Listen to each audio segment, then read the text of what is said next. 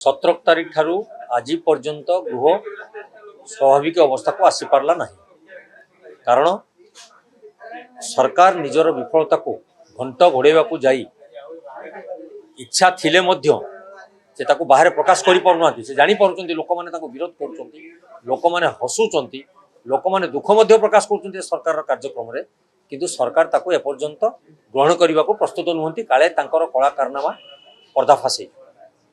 तो यही दृष्टि जो रोगी माने निजर जीवन बंचाई डाक्तखाना को भरसा कर आसुचंती, विशेषकर ओडिशार गोटे नंबर 1 डाक्तखाना जोटा कि कटक बड़ मेडिकल बोली कहले केवल ओडिशा नुहे बेंगल बिहार झारखंड रू लोक मैंने आसती चिकित्सा सेवा पाइबापी।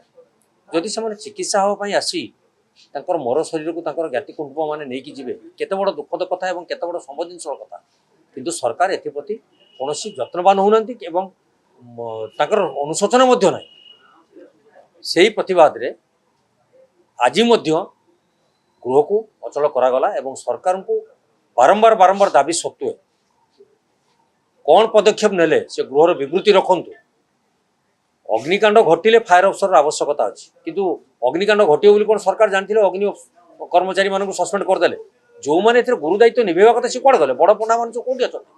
तेणु एपर्यंत घंट घोड़ाइबार सरकार सफल होती, लोक मानू न्याय देवाई विफल हो। देखु राजनैतिकरण आम कर लोक कहते आपड़ 17टा मेडिकल कॉलेज करदे हम नहीं। मेडिकल कॉलेज करेंगे भित्तिभूमि थी कंट्राक्टर चलीजे, किंतु सेठी रोगी मान सेवा विपर्यस्त थी कारण डाक्तर थे कर्मचारी थे इक्विपमेंट्स थी। तेणु विभिन्न कथा समस्या रही है। आप तौल को जातु देखिए जोड़ा सीएचसी अच्छी पीएचसी अच्छी से डाक्तर गोटे भी ना, केवल कंपाउंडर स्वीपर चपरासी यही होती आमर स्वास्थ्य व्यवस्थार भरोसा।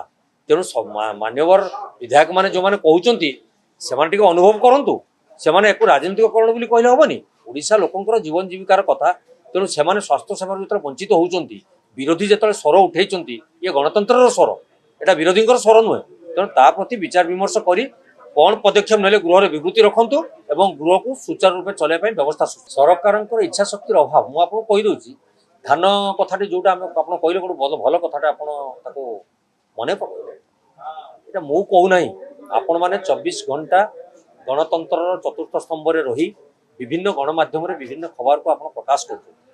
गतकाली जो अघटन महोत्सव घटी लोक मैंने कौन आनंद उल्लास जीवन काटुंट खाली महोत्सव पर महोत्सव होना स्टेज रे बसी निजर पातियारा देखा सरकार प्रचार करने व्यवस्था कर से जाई लोक मैंने चाषी मैंने चिराचरित ढंग से स्टेज को उठ जाए प्रतिवाद करुले पुलिस लगे गिरफ्त कराला। कौन मुझे आप देखो लोक मान स्वर कौटी पहुँचला आउ 2 दिन आज बोधे कि काली आप धान टोकन देवार अवधि सरीज धान किणार समय शेष हो मार्च मस एपर्यंत समस्त चाषी टोकन पाइपारे ना, कि मान्यवर सरकार महामहिम राज्यपाल मुहर मिछ कथा कर समस्त चाषी धान किणे आम गृह चलवा को आस गृह बंद करने को आसू, कि सरकार जदि कथार व्यतिक्रम करेंगे तो सीट गृह केमती चलो। सरकार आगे आसतु गृह चलवाई व्यवस्था सृष्टि करूँ गृह सुचारू रूप चलो। आम भी विभिन्न मुद्दा नहीं आसीचु विभिन्न मुद्दा को प्रसंग कर देखु जो मुद्दा आम उत्थापन करूँ किसी कार्यक्रम होना। देखो गोटे दिन आम भी बहुत काफी अच्छी, गोटे दिन भी बहुत काफी अच्छी। सरकार आगे निजे मानसिकतार प्रस्तुत हूँ गृह को चलवाई स्वाभाविक अवस्था को आने विरोधी सब प्रस्तुत अच्छा आलोचना करेंगे कौन पदक्षेप नेले सारा राज्यवासी सारा देशवासी अनेक बसती से देखिए।